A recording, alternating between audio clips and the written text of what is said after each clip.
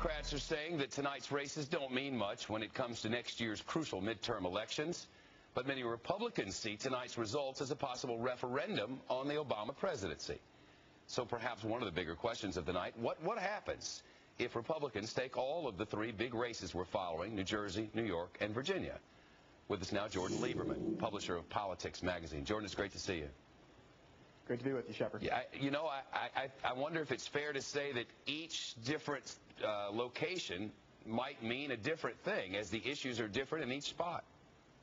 You're absolutely right, Shepard. This race is all about local issues. All politics is local. You said it earlier. But it is important to know that Barack Obama is, of course, overshadowing at least two of these major elections.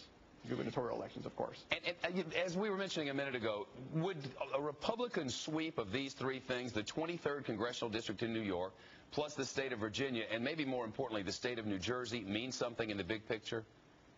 Well, listen, if the Democrats lose Virginia, it's no big deal. If they lose New York 23, it's not much of a surprise. But if Jon Corzine cannot hang on to the governor's mansion in New Jersey, it's a real problem for Barack Obama and the Democratic message across the board.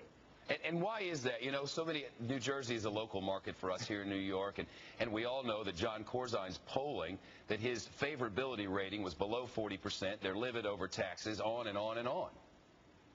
Well, basically, Shep, it takes a special kind of Democrat to lose in New Jersey. True enough. Democrats just, tie always goes to the Democrat in New Jersey. Christy Whitman is the last person in, say, 20-odd years to actually win statewide, and that was by a very slim margin. It's going to require quite a bit for Chris Christie to pull this out, but if he does, it's going to be a serious problem for Democrats nationally. A lot of races in play, of course, in 2010. What will the people who are running campaigns for people on the right and the left take away from what we learned tonight? Well, first of all, in New York 23, it tells us that conservative Republicans really control the agenda, control the nominating process of Republican candidates. It also tells us a lot about the strength of the Obama message. The Obama message really was taken out of the Virginia gubernatorial election, and what you see is Creed Eats floundering. African-American turnout is way down. Creed Eats is having a hard time in swing suburban counties outside of the Washington, D.C. metropolitan area and the Tidewater area. The question really is, can Barack Obama's message translate into 2010? And we're not seeing that.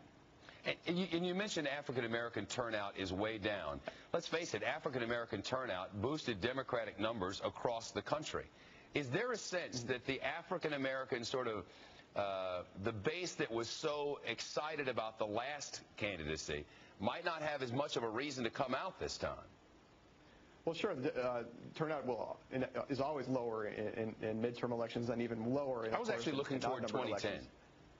2010, yeah. I mean, the turnout will be about 20 points lower than it was in a presidential election, and Democrats will have to look elsewhere, perhaps the Hispanic vote, but African-American voters will not come out in the same numbers that they did in 2008. That's absolutely unquestioned. We've gotten thousands and thousands of emails about this New York 23rd district, primarily because a very moderate, some Republicans would say liberal Republican, was running against a conservative, and then the Republican backs the Democrat.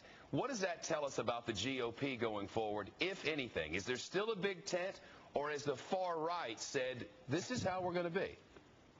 Well, listen, the far right really controls the nominating process across the board. It is virtually impossible to win a Republican primary if you are not to the right side of the Republican Party. There's no doubt about it. The question is really, does that matter in general elections? Right. And that remains to be seen. There was a push for a while to include moderates, to take the party to the middle more. But was that more of a sign that the Democrats were doing the same thing, that everybody was running in the middle when there was a presidential election on the line?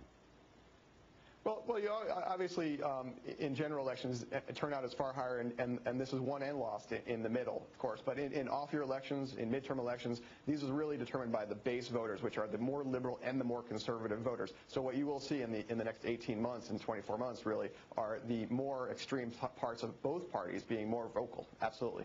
Jordan Lieberman, publisher of Politics Magazine, live with us tonight from there. Jordan, great to see you. Thank you. Good to be with you. Our election